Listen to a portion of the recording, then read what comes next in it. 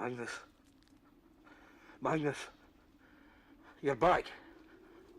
Watch your back. No. No. No. Magnus. Are you there, son? No. Of course not, you dozy old fool. Bit less ale and a bit more labour, Alec. That's what's required here. Plenty of time for a drink when the day's labour's done. Let's see how you and Hyde's doing, eh?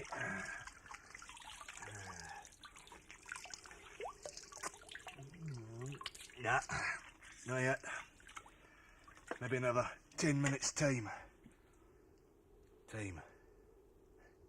That's the secret of good tanning. Time. Soaking in good Scottish oak bark. Now, some folk use all manner of stuff for their tanning. They'll use alum, rhubarb, mare's pish, Doug's keech. But for matters of delicacy and efficiency, I prefer the good old Scottish oak bark.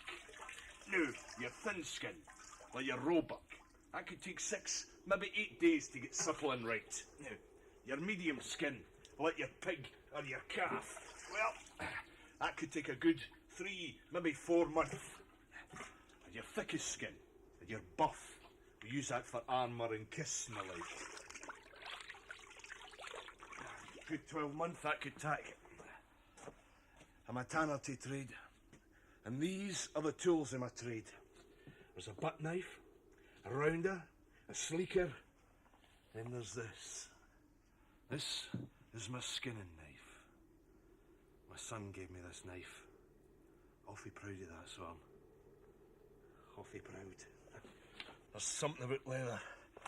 The smell, the taste, the feel of it. Some folk think it's a gay queer occupation dealing in dead beast skins, but no me, no. I can think of no finer calling than to look down on a skin fresh off a hog's back, oh smooth, flawless and steaming. It's the most beautiful sight in Christendom. Well, I'm nae dealer in death.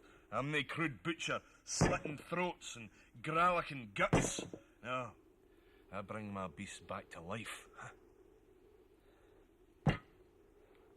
These are hard times we're living in. I can remember no 8 years since I sat in that Abbey Craig with William Wallace. I was tanner to the cause. I can remember sitting there that September morn of 1297, watching the English vanguard crossing at Stirling Bridge 2 at a time. Aye, God, but they were a bonny sight, with their scarlet and gold banners all fluttering and their armour all glinting. 3 hours we watched them. 3 hours as on and on and on they marched. God, it was feart. I was off for rushing down in the first few score of them and dicked in their dokes for them. Oh, aye, and there was many in the Scots camp was a like mind as me, I can tell you. But Wallace and Murray, they said, no. Let them come. Let them come. For to win this battle, we must first defeat that vanguard. So we let them come. The cream of English chivalry, all mounted in their great chargers. Sir Marmaduke de Twenge, Sir Richard Lundy, and their head, Hugo de Cressingham, Edward's treasurer in Scotland. Oh, the arrogance of that man. I mean, they could have crossed at the fords of Frew 60 at a time and attacked us for the flank and the front. Might have been a different story then, but no. The English shall cross at Stirling Bridge and teach these impudent Scotch a lesson. Ha! Well, that was their first mistake. For you see, the English, they were only fighting for valour and glory and the spoils of war, not so us. No, we were fighting for justice and freedom in our own land. Wallace waited until the English had split themselves in half by the River Forth. Then he gave the order, and the Scots infantry poured down onto the English. Murray's Highlanders, Dundonians under Scrimgeour, Wallace's Ayrshire, Fifers under Macduff. They poured down onto the English, and with a river at their back, and a bog on either side of them, They were caught like rats in a trap. All Surrey and his thousands could do was stand on the other side of the River Forth and watch as the Scots piked and dipped their way through their fine steeds and noble lords. They couldn't believe it was happening to them. Here they were, the most efficient fighting force in the entire world. They knew that because Edward had told them so.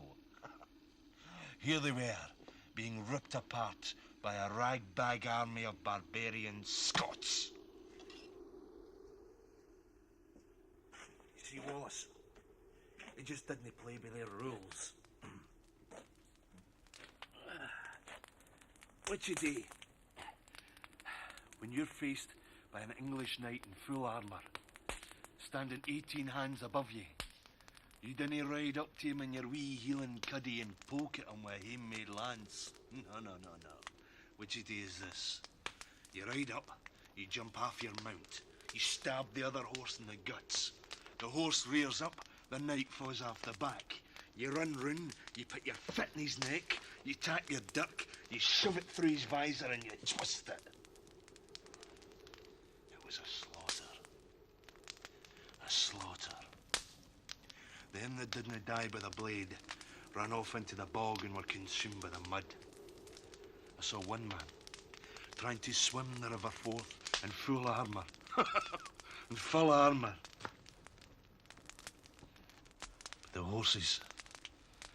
Death screams of the horses. But down there, fighting shoulder to shoulder with Macduff, was my own firstborn Magnus.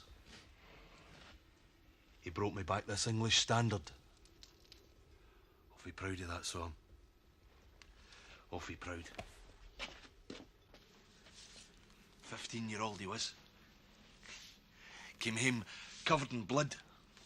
Telt his mother he'd been hunting deer. I said no different. But see, when that woman found out what he'd been up to, she took a besom and she broke it over his back, screaming at him, "Soldierer, no soldier! You'll not lie to me again in a hurry, young man!"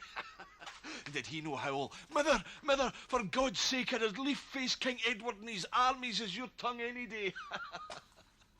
What a boy. What a boy.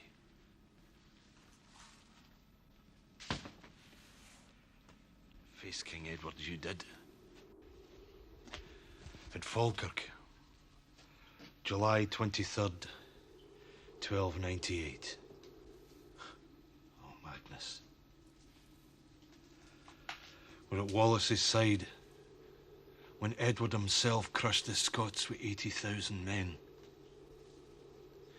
At the first sign of danger, the noble Scots lords turned tail and fled, but not so the common soldiers, no. No, they stood. They stood and they faced that English horse. Eventually Edward pulled back his knights and loosed his Welsh longbow and his French crossbow. And they cut down those brave souls. The sky was black with clouds of death. Scots' bodies fell, covering every inch of that battlefield. We never found Magnus's body. His mother swore he wasn't dead. She kept waiting for him to return. Just waiting and hoping.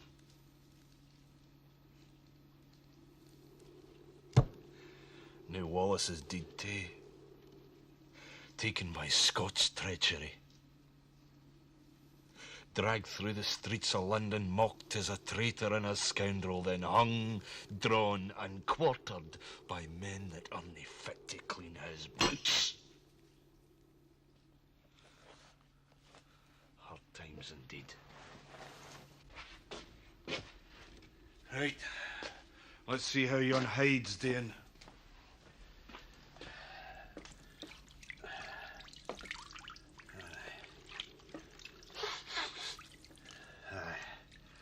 That's a bit done now.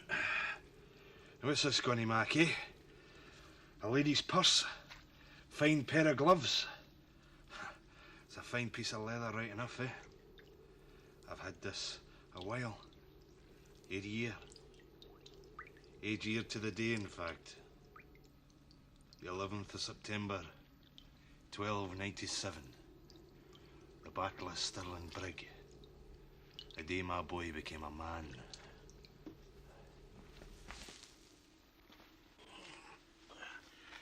Let me tell you about this. Our Magnus, he'd fought his way right up the causeway, right up to the tyrant tax collector himself. And he saw Hugo de Cressingham's eyes as a Scottish sword parted him of his immortal soul.